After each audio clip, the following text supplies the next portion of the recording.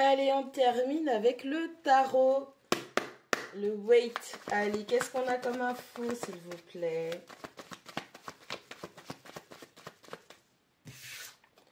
Allez, on a la tour qui est à l'envers. On a quelqu'un qui essaie de contrôler sa faim. On a quelqu'un, vous êtes en train de chuter. Il y a tout qui s'est cassé la bouche. Et vous essayez de contrôler la chute encore. Vous pensez que vous avez un quelconque pouvoir sur la situation. On a 6 de bâton et on a le roi d'épée. Vous êtes vraiment convaincu que vous pouvez y arriver à maîtriser toute cette perte et tous ces dommages, en fait. On a quelqu'un qui pense que s'il arrive à choisir le moindre mal, eh bien la chute sera contrôlée. C'est pas comme ça que ça se passe. On a la 6, on a la carte des amoureux. On a quelqu'un qui est face à un dilemme, qui doit faire un choix. On est à la croisée des chemins. Vous devez faire un choix entre deux personnes, deux situations, deux façons de vivre, façon de penser. On a un choix qui se présente à vous et pour vous, c'est un vrai casse-tête. Parce que forcément, il y aura sacrifice, il y aura perte, il y aura vraiment quelque chose. Vous allez devoir laisser quelque chose quand même où vous pensez que c'est bon pour vous. Dans tous les cas, parce qu'il y a un choix à faire. On a la 10 de coupe.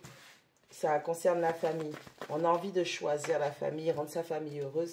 Ben, il va falloir faire le bon choix. Peut-être que vous avez deux choix à faire et ça concerne le confort, la sécurité ou le bonheur de votre famille. Allez, on a la reine de bâton qui tombe à l'envers. Allez, il n'y a pas de soutien.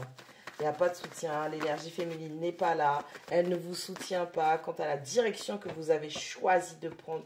On a une personne peut-être qui, avec des énergies féminines qui l'entourent, elles se sont rendues compte que cette personne avait choisi le mauvais chemin. Et maintenant, on se sent seul, on ne se sent pas soutenu, on ne se sent pas épaulé, on ne se sent pas encouragé. On a un 10 de denier. Hein, on a quelqu'un qui veut tout faire pour que sa famille se sente bien. Ouais. On a un 7 de denier qui parle de patience, nettoyage, purification, compréhension, observation. On a quelqu'un qui doit comprendre les choses et purifier, détruire les obstacles qui sont sur son chemin. On a un cavalier de denier qui nous parle d'avoir une forme de stabilité, d'ancrage financier et matériel. On a quelqu'un qui sait de faire les choses. Et on a la grande prêtresse. Tu sais, tu sais. Allez, on a quelqu'un qui était face à un dilemme. Hein, on a la tour qui est à l'envers, on a le 6, les amoureux, et on a le 10 de denier. On a quelqu'un qui était face à un dilemme et quelqu'un a choisi le moindre mal.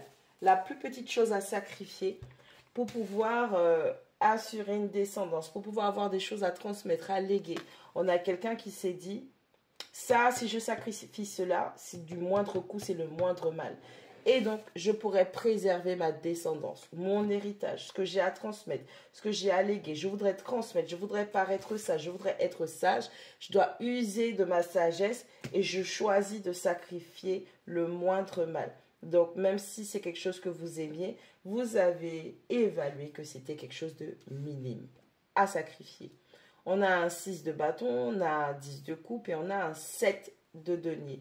Vous allez réussir à mettre en sécurité votre famille, vous allez réussir à mettre votre famille dans un cadre idyllique, avoir des enfants, vous marier, peu importe ce que vous voyez être la famille selon votre vision des choses.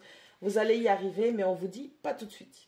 Il faudra faire preuve de patience, il faudra lever les freins, il faudra lever les blocages, il faudra travailler sur votre propre compréhension, surtout sur votre intelligence émotionnelle.